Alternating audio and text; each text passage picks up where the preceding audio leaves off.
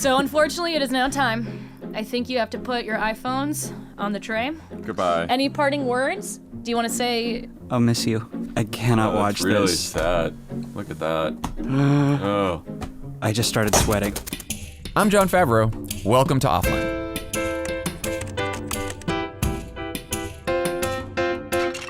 Hey everyone. We have a very special offline episode today, which is why the brilliant Max Fisher is here. Hi, Max. I am so excited. We have been cooking this up for a long time. I am really excited for what we're kicking off this week. Yeah, Max had this idea when you first started here at Crooked. The very first thing that I pitched to you for Offline when I came over to Crooked was, let's make ourselves guinea pigs in this 6-week experiment for healing our own addiction to our smartphones and helping everyone who is listening heal their addictions to their smartphones. I think we're all kind of dealing with this. Yeah, so this is happening, people. We've been talking about phone addiction since the beginning of the show. Our collective addictions, my own personal addiction. Max wrote an entire book about the addictive quality of social media. And now, 70 episodes in, we finally decided to stop talking about it and try to do something about it. And we're hoping a lot of you will join us. Before we get into the specifics of what we're going to do, we should talk a little bit about why. Mm-hmm. How bad is your phone addiction, Max? So I've been thinking a lot about this because I think we all kind of take for granted. We laugh about it. We're like, oh, haha, my dopamine receptors are fried. Haha, I look at my phone too much. But when you actually drill down and really look, as we have been doing, rigorously at your own screen time, and especially you look at things like the number of times in the day you pick up your phone, and especially what you were spending that time on, it's out of control.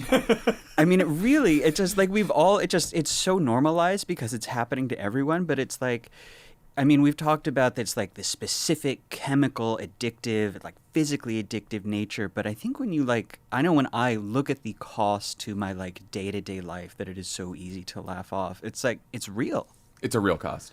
I mean, people who've listened to this show for a long time know I hold my phone when I pee, which is gross. I check it in my car, which is dangerous. I read it during meals. Mm-hmm. Before bed when I wake up, and it's also just constant checking with no real purpose. Right. Especially now that Twitter sort of sucks. That's my drug of choice. Yeah. But when I'm on Twitter now, it's there's nothing even going on, and now I'm just checking for the sake of checking. Right. And also now, because I'm using Twitter a little less, I'm noticing checking Instagram more, checking our Slack channels more, mail, text, weather, checking the weather many times a day. For what reason? We live in Los Angeles. Anything to get that dopamine hit. That's right. Yeah. I can't read anything that's very long. Yeah. I haven't written in forever. Right. Can't focus or even think freely without being interrupted or interrupting myself, I guess. So yeah, it's an issue. And I felt like at one point when we first started the show, I had gotten a little better. Mm-hmm. When Charlie was first born and he first started to talk a little bit, I was like, okay, I'm a little better spending time with him, putting the phone away.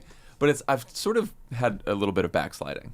So I feel like there are 3 really important things that I have learned about smartphone addiction, both from examining it in myself, which you end up, when you write a book on social media, you end up thinking a lot about what is my own relationship to this, and also just spending a lot of time with people who are studying it, with neuroscientists, looking at all these studies. And the 3 things that I think we all kind of know are true, but when you look at them together, you see the enormity of it, which is, number 1, we are all spending significantly more time on our phones than we want to be spending. You can look at, if you pull up your phone, you go to settings, you look at screen time, you can look at your average hours per day. I guarantee you will be terrified of that number.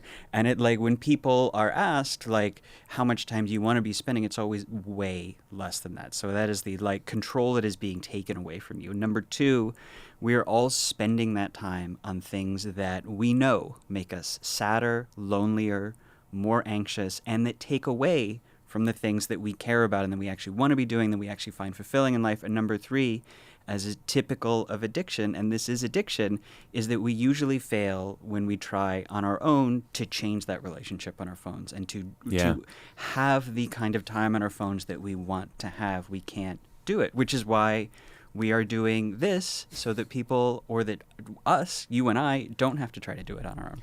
You mentioned checking your screen time. Let's start there. Oh my Let's God. both compare screen time here. Just do some self-humiliation here for the benefit of the people. I just want to say that mine is a little interesting. I'm going to actually go back 3 weeks because Interesting. you can tell that as we have the week before this challenge, we're about to do some challenges here to try to unplug. The screen time actually went up.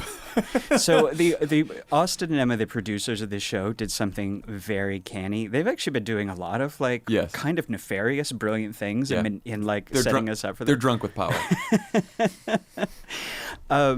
They completely ambushed us on asking us for our screen time stats because I was doing the same thing. I was like, okay, when we get close to this, I'm going to try to be a little bit better so I could be the A student. And no, I did not get a chance to do I've been just standing at the buffet the whole time. So April 16th through the 23rd, my average screen time was 4 hours and 50 minutes a day. Holy shit. Just on your phone. Just on my phone. Last week's average was 6 hours and 12 minutes. Whoa.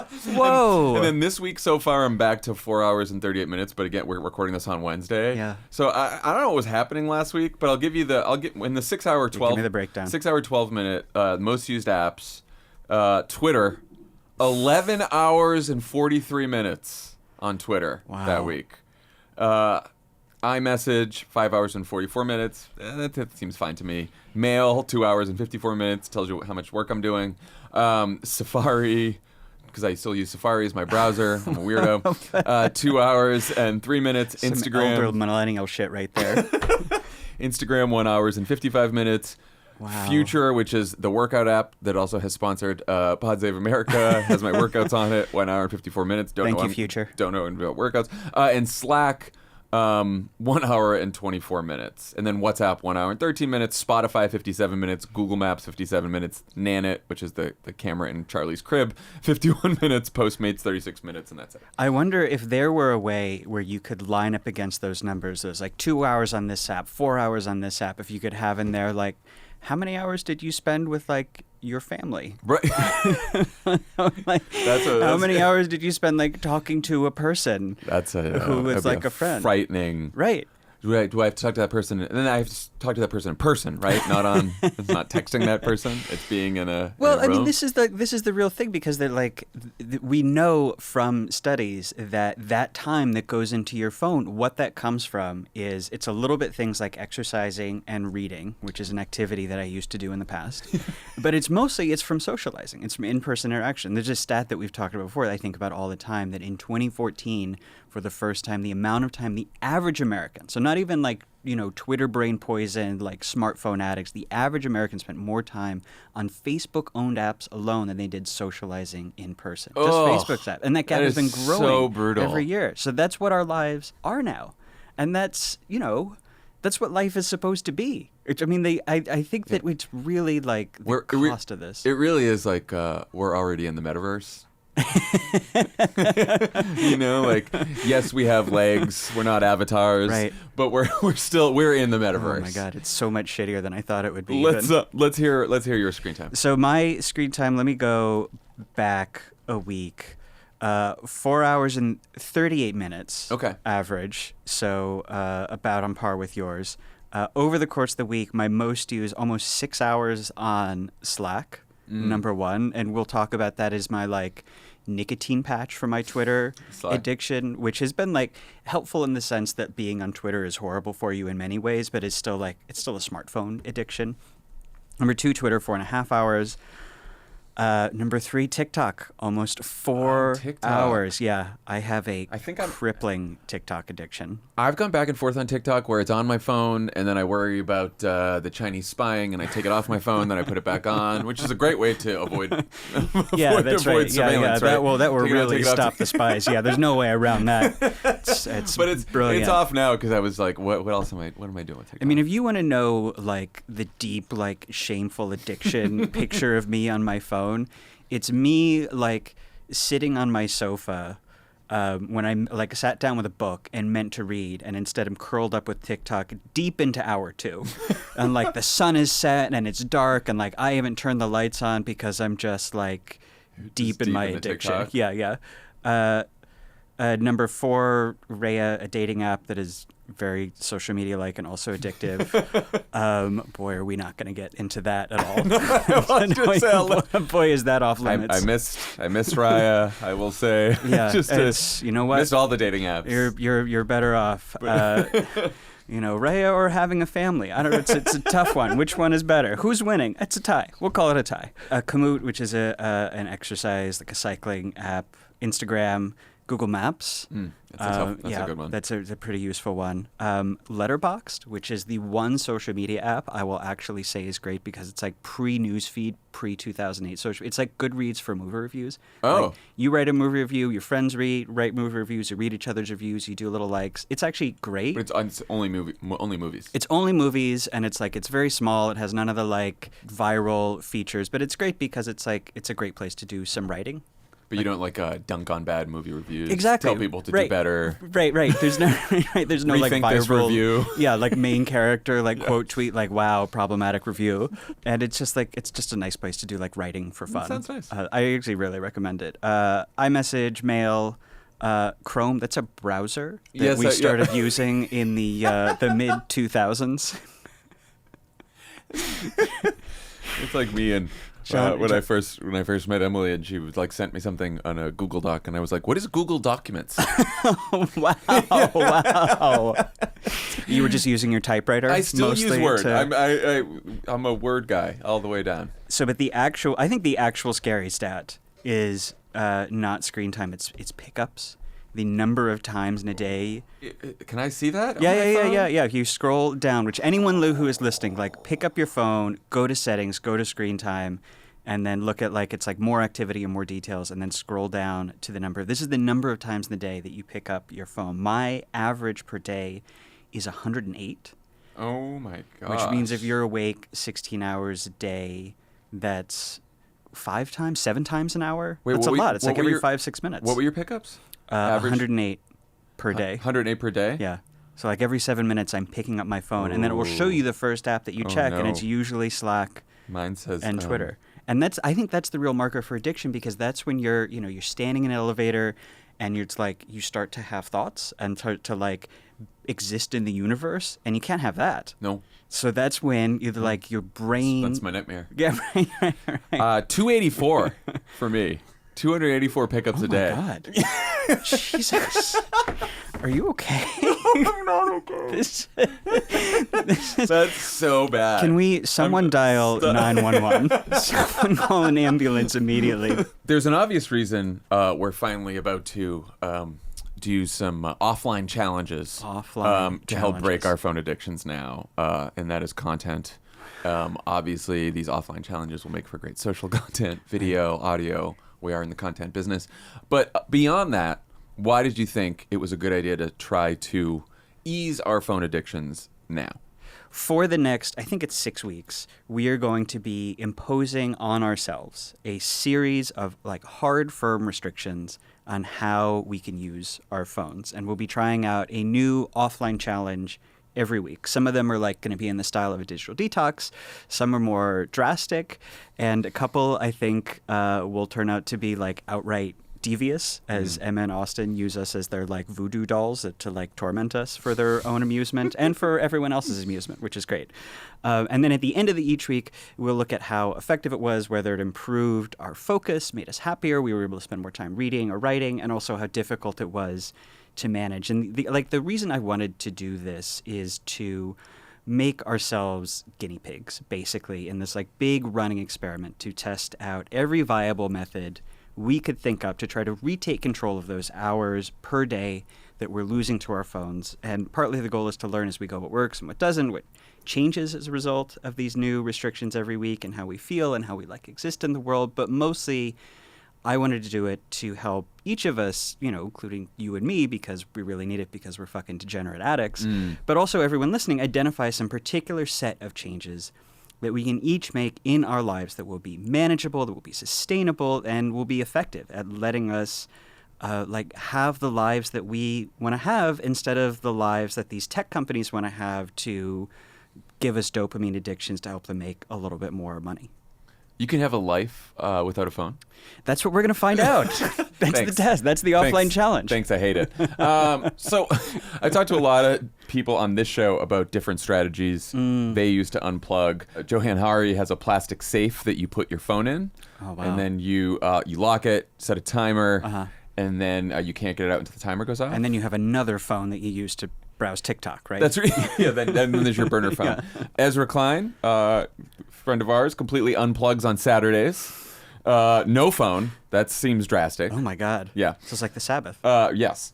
And people have talked about on the show less extreme strategies like putting your phone in another room while you sleep, or no screens a few hours before bed, taking long walks without a phone, setting a time limit on your phone for certain social media apps.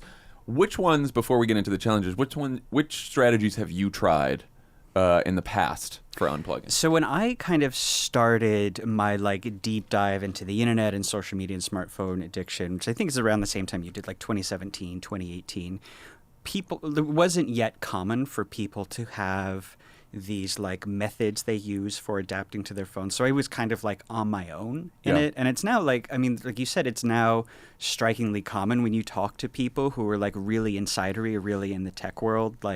They all have these esoteric but very specific strategies that they use to manage the relationship to their phone, because they know that you have to do it. Otherwise, your life is gone to it. I ended up something that was very targeted to social media, just because that's what I was thinking about, which was that first I took a hard 9-month break from social media, because I was addicted not just to using it, but I could feel it changing who I was, really. Yeah. And there was the moment that I was this is nuts, I have got to delete these apps off my phone, was I remember I read this study that we've talked about before on the show that showed that people who used Twitter and Facebook, because the platform artificially amplifies the reach anytime you express outrage on those apps because it serves the purposes, that you spend time in the apps, you become more prone to expressing outrage even if you don't like it and it makes you unhappy, and then you become more prone to feeling outrage in your day-to-day life. Yes. And that was when I had this moment where it was I thought I was using the social media apps for my own purposes and exploiting viral whatever to promote articles or to yell at bad guys, but I was really just a lab rat. Yeah. Who was just being trained by Jack Dorsey to make Jack Dorsey a little bit more. You're not in control of Twitter. Twitter's in control of you. Exactly. Yeah. Right. And when you see that, I thought I was using the app, but the app is using me, it was really scary. And I deleted the apps. I took 9 months off. I did not post anything because I knew my addiction was so strong. If I did not take that time off, whatever changes I made, I would backslide immediately. And then I came back and I imposed on myself this very specific set of rules that I think we're going to talk about at a later show maybe, that I still mostly hold to for how I use the social media apps. And it is I think has made my relationship to them a lot healthier, even though I don't use them as much, so I don't get as much promotion out of them. But I never really thought until now as much about smartphone addiction on its own, which is how I moved all my Twitter and Facebook behavior and Instagram behavior over to group chats and friend slacks, which is great and much healthier, but I still am checking it 300 times a day. Yeah, no, I will certainly not claim that I have any kind of healthy relationship with my phone, as we all know. But I did set a time limit on Twitter maybe a year ago for an hour a day. Routinely blow through that, but at least it pops up, and I know, and I'm when it pops up in the morning. Yeah. Oh my God. I get up at 5, and then there's a lot of Twitter early on in the morning. Yeah, I wanted to ask you, what's the first thing you do when you wake up in the morning? How long between when your eyes open and the phone is in your hand? What's the amount of time? Immediately. Eyes open, and I check the time, and if it's it's in the 4s, I'm you gotta keep sleeping. You gotta keep sleeping. 4? I'm telling you, it's terrible. Yeah. And so then if I make it to 5, Starbucks opens at 5:30, and I want to walk to Starbucks, which I usually it's a nice walk in the morning, and I try to just listen to podcasts on the way to Starbucks and put the phone in my back pocket. At 5 in the morning? 5:30. Yeah. As soon as Starbucks opens, I am there. I'm the first customer. It's a 20-minute walk round trip.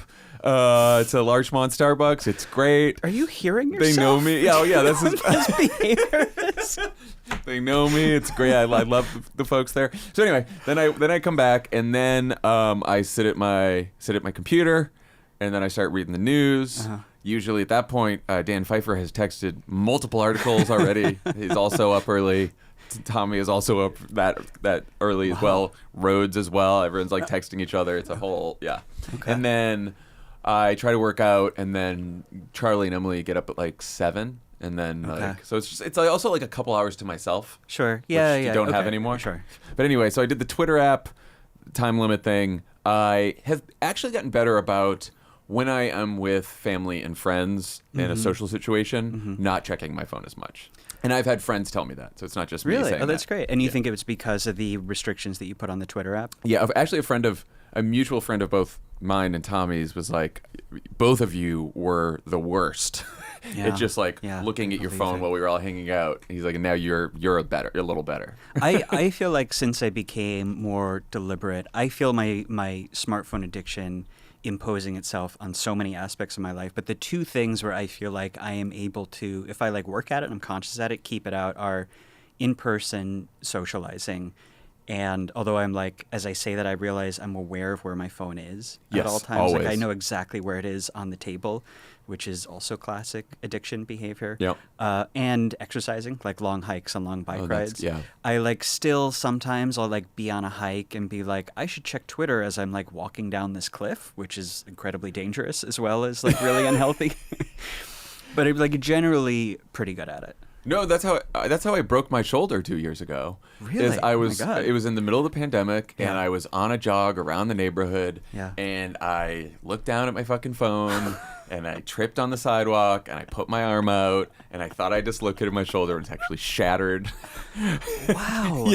Had to get surgery. Your smartphone addiction literally shattered your shoulder. Yes. Holy shit. Yeah, it was bad. I'm worried about you, I man. know, I'm worried about me too. So I'm better in social situations, but the fact that my screen time is so high and my pickups are so high is because alone is the dangerous time. Right. Because when I am alone, it is just all phone all the time. Right. And I think that's the real challenge, because what I'm hoping to get out of this is like being able to be alone and even just be alone with your thoughts or read something or, that's what I need. I that's the really good way to put it. The aspect of this that I have been thinking about is like, since we were looking at those screen time stats, that like 4 hours a day has just been like reverberating in my head.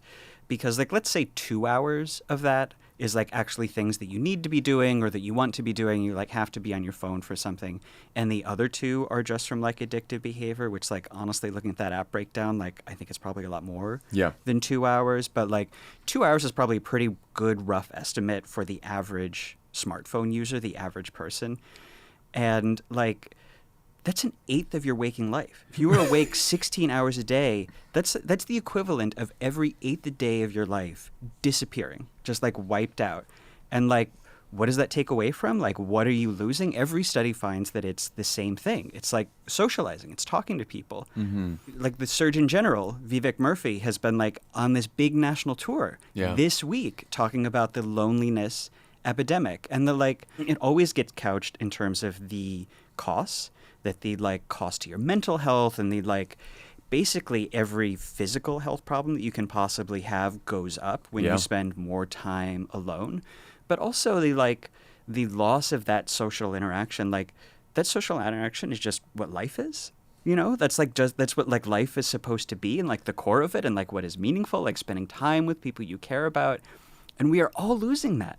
Well, and you and I have talked about this before, but we've talked a lot on the show about the sort of personal addictions to technology and screens and phones and social media and what that does to you personally. And then we've also talked a lot about democracy and how the internet has shaped the media and democratic institutions. And I do think that's the connection. There's a connection there, which is that like in a world where we are just on our screens, outraged all the time, scrolling all the time, it promotes outrage, it promotes short-termism, all the things that sort of degrade democracy over time. I do think, you can trace back to, it's not only the fault of our phones, but you can trace back to us being Absolutely. too online. Right. Those 2 hours a day that we're spending, the ways that it changes us are harmful to everybody around us, not just to us. And I have also just been thinking more about just what it means for what life is. I'm 38, which means I have been thinking for really the first time about my life as a finite, discrete thing and what I want to do with that time. And I look at these screen time numbers and I think about the last 5 or 6 years, and I have been so addicted to my phone, and it really makes me mad. I don't want to look back and be this is what I spent my life doing, or hunched in a corner scrolling TikTok longer than I wanted to, or getting mad at tweets that I saw that I didn't like. And I'm really fed up that it is so hard to retake that eighth of my life that is being siphoned away from me for fucking corporate profits. And I know it's easy if you are like me to blame yourself, and I struggle with impulse control in other aspects of my life, so it probably is a little bit on me, and you and I clearly have some addictive tendencies that makes this a little bit worse, but we are all fighting against some very powerful forces, and they're winning, and what we're losing are relationships and experiences and time with other people, and even when we're not actively on our phones, we're losing something. You mentioned reading, that feeling of lost focus and concentration that everyone has, that's real. Yeah. That really traces back to the amount of time you spend on your phone. That fire hose of dopamine that your brain is not designed to absorb changes how your mind works. I used to love reading books. Me too. Do you remember books? I no one will believe that because how much I talk about it, I don't read, but I used to love books. Yes, I throughout my teens and my 20s, before smartphone apps got really addictive, and also before I got really fell into my job. So again, it is a little bit on me. I always had a book with me. I was putting down 50, 100 pages every day. Any free moment I had, I was reading, and I took so much away from that. Personally and professionally, it was so enriching. And now I really struggle to concentrate on a page of text. I feel that phone pulling me. I tried to read a book before bed last night, and as I was reading the book, I was like, oh, I want to also read a little bit of this other book that I've been meaning. The same mental processes that make you switch between apps. Right. I was like, I want to read the first chapter. I want to read the first chapter of this book, and then I'm going to read the first chapter of this book. I'm like, why don't I just stick with the same fucking book? Right. Because my brain's broken. I'm so glad you mentioned that feeling that you can't get 30 seconds without a dopamine hit. That's not naturally how our brains work. Right. That's the phone. And so I am doing this for me because I really want to get that back, and I really want to be able to read a book by the end of this. But I think this big journey that we are about to go on is for anyone who feels like you need to reset your relationship with your phone and take back the things that matter to you in life. Yes. So there's a reason that we are doing this so publicly. Public shaming is a useful tool, as we've also talked about on this show. We're doing a a lot thing. of... It's also can be useful, right? Yeah, public shaming of ourselves, and frankly. So we are leaving our digital fates and mental health in the capable hands of Austin and Emma and Caroline. The capable and malicious hands, frankly. And we some want Bond villains over here. Some of these challenges you'll be able to do at home yourself. Some of them will be a little more difficult for you to do. But we want people to join us in this, which is the other reason we're doing it publicly. And again, we don't want to leave it to ourselves because then we would just... No accountability. Yeah. All right, so when we come back, Max and I will be presented with the very first offline challenge. Offline is brought to you by Z-Biotics. Nowadays, when I drink alcohol, I don't bounce back the next day like I used to. So a lot of the time, I'd be the only person in the group not drinking. Not true. Or I'd end up just skipping plans with friends altogether. Also not true. That is, until I found Z-Biotics. This is true. Z-Biotics Pre-Alcohol Probiotic is the world's first genetically engineered probiotic. It was invented by PhD scientists to tackle rough mornings after drinking. Here's how it works. When you drink, alcohol gets converted into a toxic byproduct in the gut. It's this byproduct, not dehydration, that's to blame for your rough next day. Z-Biotics produces an enzyme to break this byproduct down. It's designed to work like your liver, but in your gut where you need it most. Just remember to drink Z-Biotics before drinking alcohol. Drink responsibly and get a good night's sleep to feel your best tomorrow. We were in D.C. We were. For the Correspondence Dinner weekend. We were. I realized once I landed, forgot my Z-Biotics. Going to parties that night. My friend Dan Pfeiffer brought an extra one with him on the plane, gave it to me, saved my life. Nice. Is there a a ZBiotics product that helps you deal with awful small talk. Oh, I'd be taking a lot of that. Yeah. I'd be getting a lifetime supply. Hit I in actually have DC. something for that. We love ZBiotics. We love it really ZBiotics. works. I love it. I don't know how many times we have to tell you people. I brought If you haven't a bunch of them to the wedding I just went to.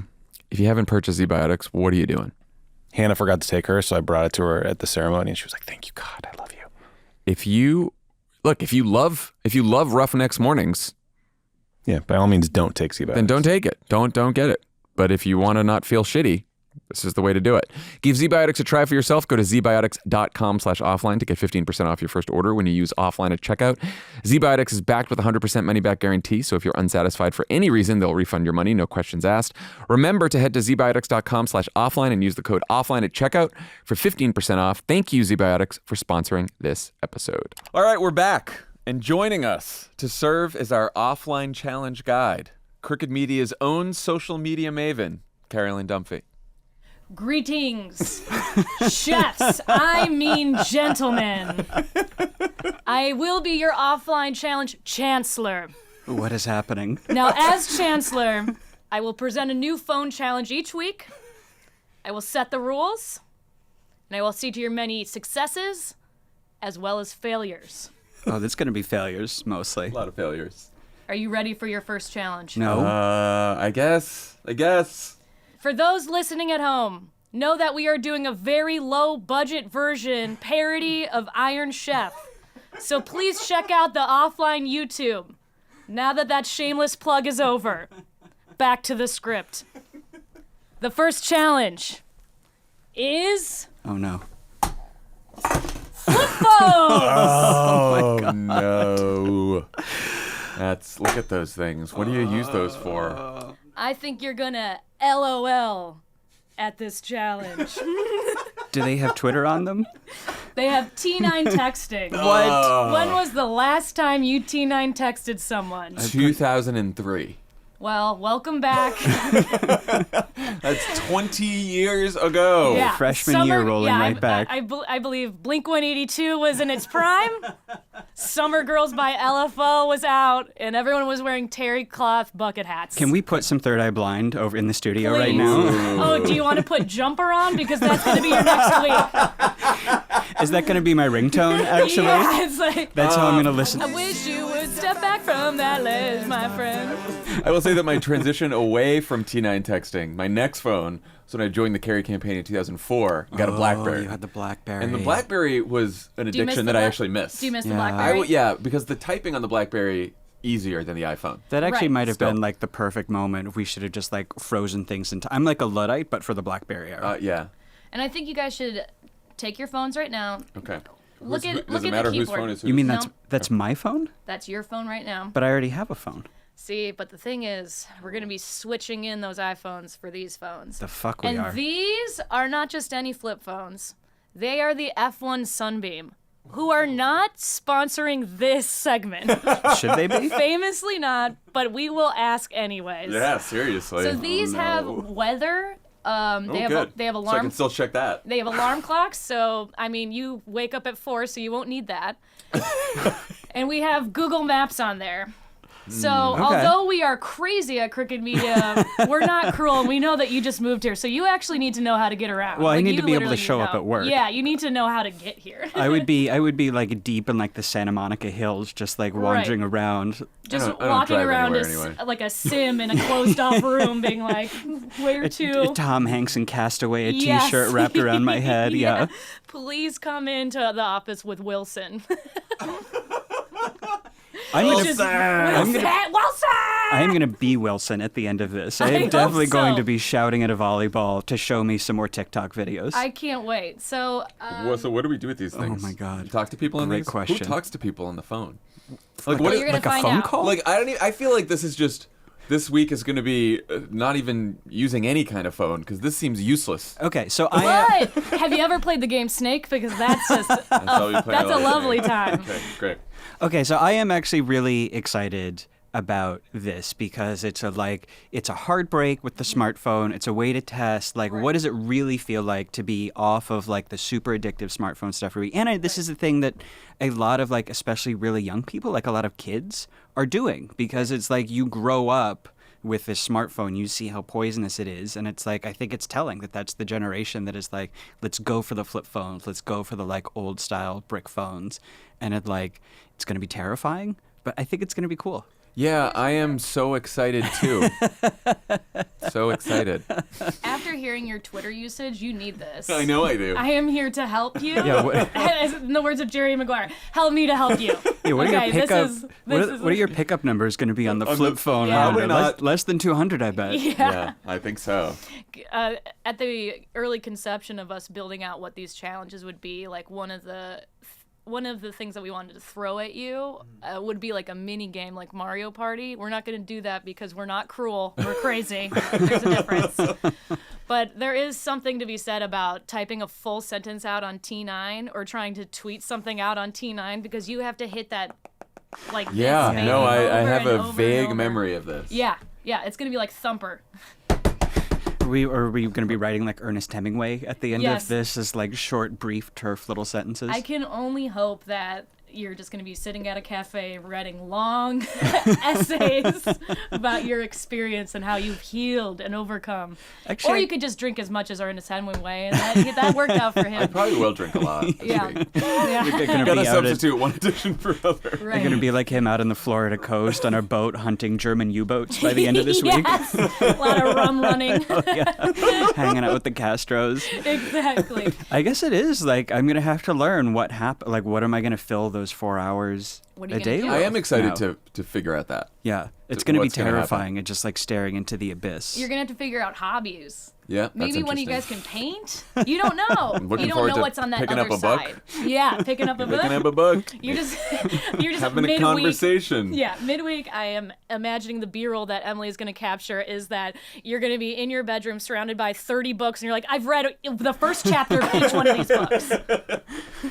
I have been trying to read Hilary Mantel's A Place of Greater Safety There you for go. 2 months, 800 pages, and I'm going to do it this week. Wow. I'm excited. I think you should also try to say, I'm going to read this book this week. He just shared Do I have to his. pick a book? It's Yeah. hard to pick Anna one because I have, Karenina. like I said, I have 10 that I've gone through the first chapter of. Whatever is 800 pages, I think that will It's do. never too soon to reread The Chaos Machine by Max for sure. There you But go. buy another copy. That might be my last book that I read. We love a shameless plug. Once again, watch Came the out YouTube. 9 months ago. What is wrong with you?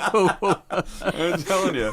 Okay, so I also want to set the precedent that in this battle, and by battle I mean challenge, there is going to be a winner and loser. Okay. You want to be that winner because you will get advantages or small perks for the next challenge. Oh. You get an out. Wow. So This is exciting. you can't mess up. Okay. Okay, so And- how do we know what's the... Well, what are the very metrics? much like Santa Claus, we will be seeing you when you're sleeping. We'll know when you are awake. And we will be filming you over Wow. the course of a week. At least me and my crooked goblins will be filming you unsuspectedly In through the my offices. home? In your home. In your home. I mean, I know that Emily's supposed to be filming me. I don't know what's happening with Max. What was in that employment contract? What did I sign? Wait, you didn't know about the cameras? didn't They're read in that close. everyone's home. Lovett's got 30 monitors at his house. He's watching at all times. He's a security guy, though. He's Yeah, he always really- been a... Yeah, that's his du jour. So we also have midweek testimonials where you're gonna come in kind of like the real world. And Oh, be like, cool. Listen, It's a real reality show we're, here. we're day 3. Yeah. I'm losing my mind. Twitching. I'm twitching. I'm leaving. I'm going to the bar. Scratching my feet. Yeah, we're gonna have straight jackets eventually. I can't wait. I think No, this, I'm the gonna next be 6 I'm weeks gonna are gonna be great. enlightened. By Yeah. the end of this week, I'm gonna be floating in a cloud like the Buddha. I hope so. I'm really excited. Take up meditation. I do Headspace, who is also not sponsoring this segment. Well, also, they so don't- where am I going to get the headspace? It's not going to be on the fucking phone. No one was it's able. not. No one was able to meditate before defined smartphones. it, yeah. Famously, did not exist No, as a practice. You're correct. No one has ever meditated before iPhones. That's absolutely correct. So unfortunately, it is now time. I think you have to put your iPhones on the tray. I can't give you my iPhone because I didn't bring it in I'm today. gonna have to take this. Goodbye. Goodbye. Any parting words? Do you want to say I'll miss you. Any hug goodbye? Yeah, I did. So here we go. I cannot watch That's really this. sad. Look at that. Oh. I just started sweating. Got that offline phone case right there. I hope everyone saw that. You can buy Extremely that at the offline. Crooked store. We love a shameless plug. We love the shape. It's crooked.com/store. There you go. There we go. crooked.com/store. Now, gentlemen, I'm going to give you my parting words of the offline phone challenge. Okay. And I'm going to move away from the mic because it's going to be loud. All la cuisine!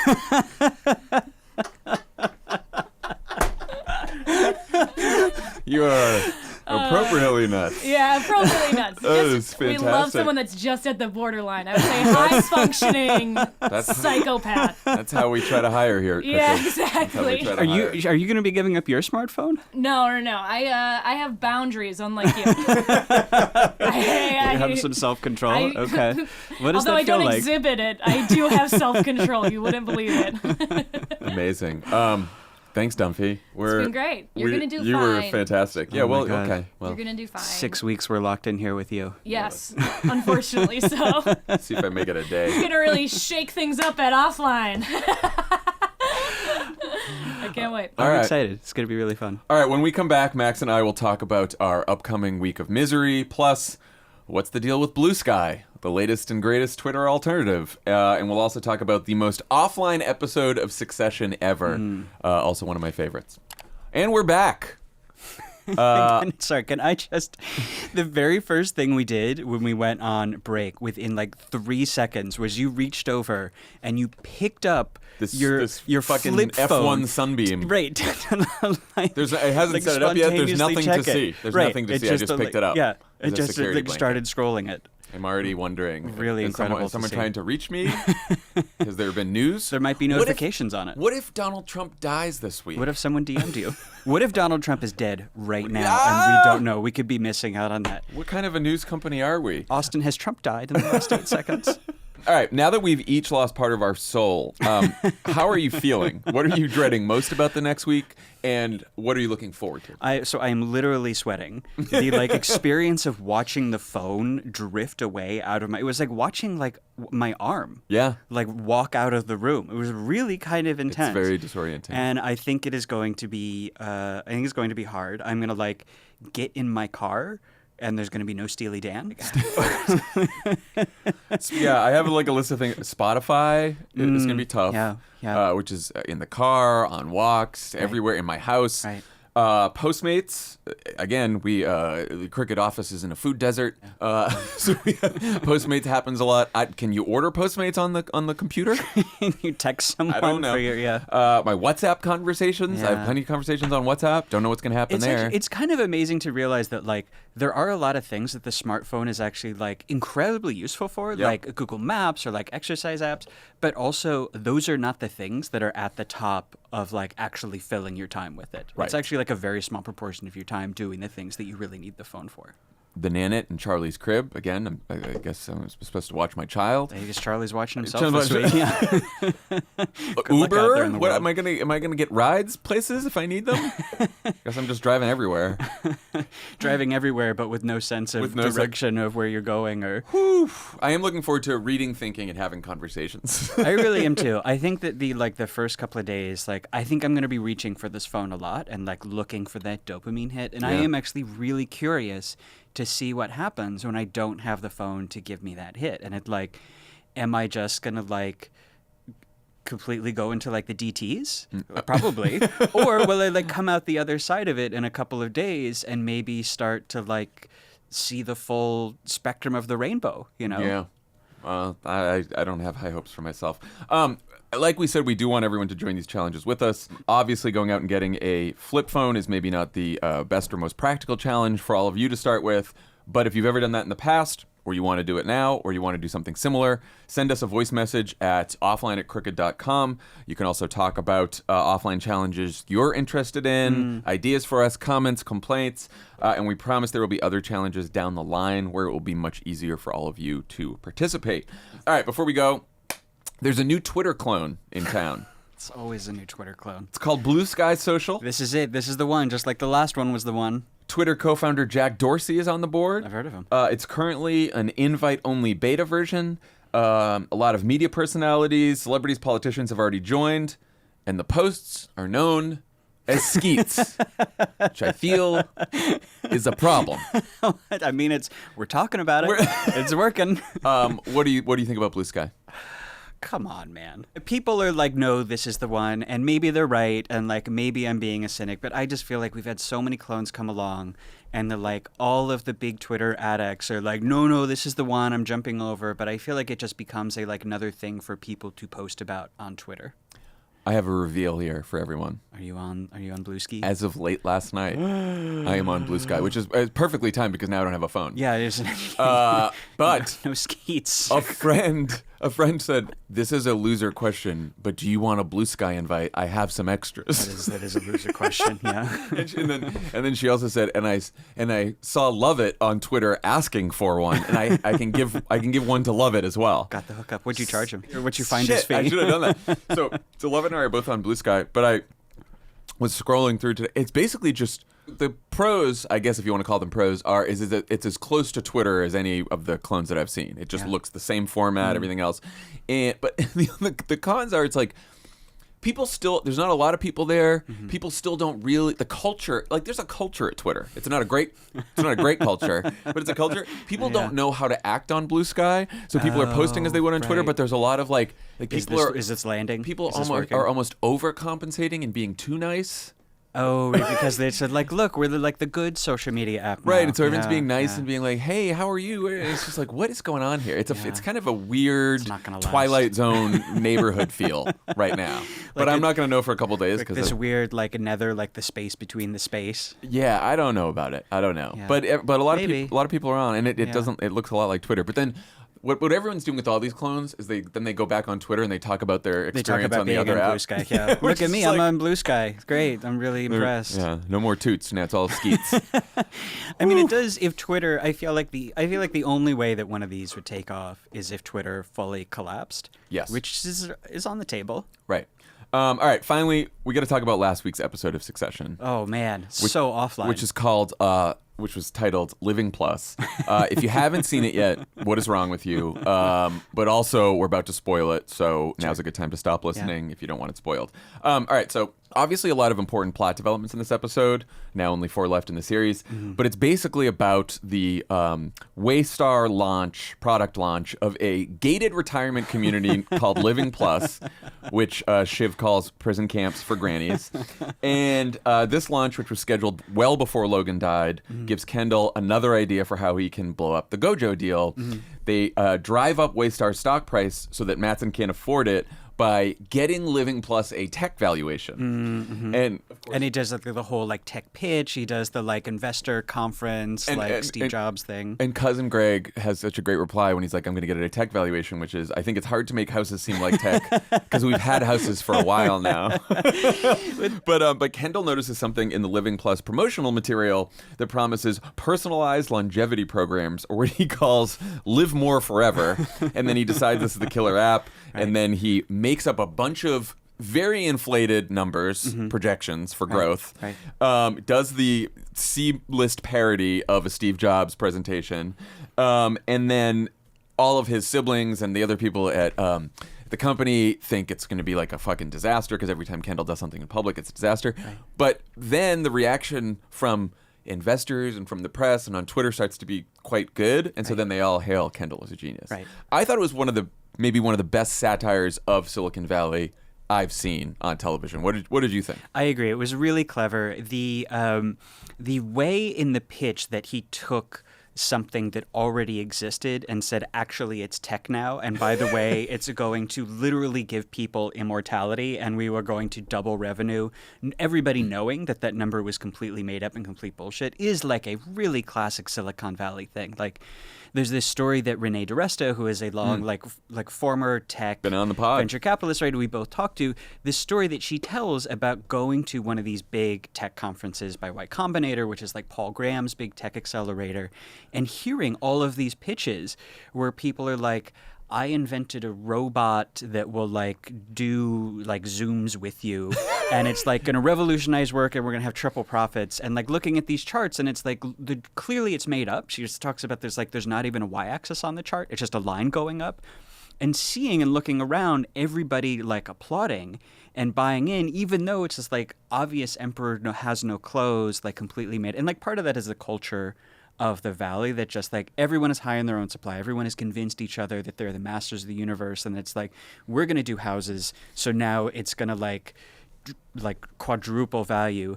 But it is also there's like a particular economics behind it, which is like if you are a tech investor, you actually don't care that the numbers are bullshit, and you actually love that the numbers are bullshit because you don't care that it's never going to come true. Your play is just put in a bunch of money and then go public on Wall Street a year later, sell all of your shares by telling Wall Street Living Plus is going to give people immortality and we've reinvented houses as tech, which is where that comes from.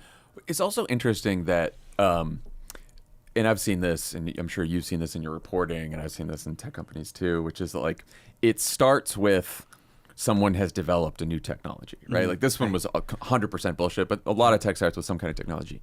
And then you have to sell it, right? Mm-hmm. And because you want the valuation, and you want people to, investors. and selling goes to the founders, right? Most of the time. Yeah. And then the founders at some point bring on marketing teams. Mm-hmm. And so much of tech over the last several years, decade, has become marketing. And marketing is a lot of it is bullshit by design. Right. And so all of these tech pitches play to, as Kendall did, the lowest common denominator hopes and dreams of everyone, right? So it's like, live forever. And it's interesting what they did is because motivations are complex, right? And yes, these people want money, you could tell, but also like the Roys are all rich beyond their wildest dreams anyway. They're not in this for the money. They're in this for like their dead father's approval, but also for power, for winning the game. And so, well, the timing I thought is kind of ironic because Elon Musk just did one of these conferences for not the exact same reason, but he was also trying to pump up the stock price of Tesla because it had been declining for a while. So he did this big, like literally, I think like just a month or two ago, did a big investor conference where he promised all of these like big, huge things. But because the tech bubble is like starting to burst a little bit or like starting to shrink, investors didn't buy it. So it's like kind of an interesting contrast with like, and the show has been building to this moment for a long time. Like Jerry had this moment where she said like tech is coming, the money is going to wash you away. Yeah. And it's funny because that is where the economy has been for the last 20 years. But as we've talked about, like that moment is actually just now ending. Yes. Like the Gojos of the world actually don't have their stock prices tripling anymore. And like when Elon Musk tried to do his big conference to like drive up the stock price, it actually didn't work. Yeah. So it's actually not quite clear that we still live. I mean, it works perfectly for the show, but that we actually still live in that world. it reminded me most of all the different tech companies. It was like a Theranos story because basically, like Kendall has now defrauded investors, Right. like spread disinformation. Right. I also thought that it was very interesting because you see some of these tech companies and you're like, all right, there's a lot of smart people there. Mm-hmm. Maybe the founder's high on his own supply. Like, how could no one think it's bullshit? Right. And in that episode, everyone does think it's bullshit, right? Like they're all making fun of Kendall. They think he's going to flame out. You know, Roman decides not to do the presentation at the last minute because Shiv tells him it's crazy, right? And yet, as soon as the markets and the people and Twitter and mass audience decide they like it, everyone's like, the price "You're is a up. genius." So it worked. I always knew this guy was a genius, which is exactly what happens. It's a great point. There's no one thinks that there's an actual product at the end of this because that's not why you do these launches. The reason you do these launches is to drive up the price in the short term, which is like has worked in the past, but like maybe doesn't work anymore. And it's like the timing is also ironic because it's like Mattson, who is clearly supposed to be like a little bit of an Elon Musk character, like sending the tweet in the middle of the presentation that like blows up his own position and that like plays right into Kendall's hands, which I was glad they did anyway because like Mattson has been so invincible through the whole series. Like he needed to falter a little bit and have some foibles to make it like a little bit more interesting. But it was like, I thought a fun way to bring in like, he's on Twitter, but it's like he's blowing up his own deal with it. And they really are as cynical as every character is in that show. Mm-hmm. They still have a little bit of being high on their own supply because their father just died, and Kendall and Roman are like, I mean, I think it would be great to cheat death. Maybe we could do something where we can get people. Like, we don't have the technology. This isn't that at all. But if we head down that path, maybe we could do this, which is, again, what happens in... The rich might get that technology. You and I won't get it, but the people who were selling their company for 194 billion, 192 billion, they might live forever. The most offline sentence of the whole series so far is he's like, it's like physical social media Oh my God. in the real world. Yes. Yeah. Yeah. It's amazing. All right, Max. Good luck this week. Maybe luck. I'll be talking to you because I have nothing else to do. I hope we'll find our way back to the office. Let's I have don't know some how I'm gonna get conversation. here. Yeah. I think I'm late for my next meeting, but no one's. Who knows? No way for no them one to can reach get you. me. Yeah. Okay. Bye, everyone. We'll see you next week.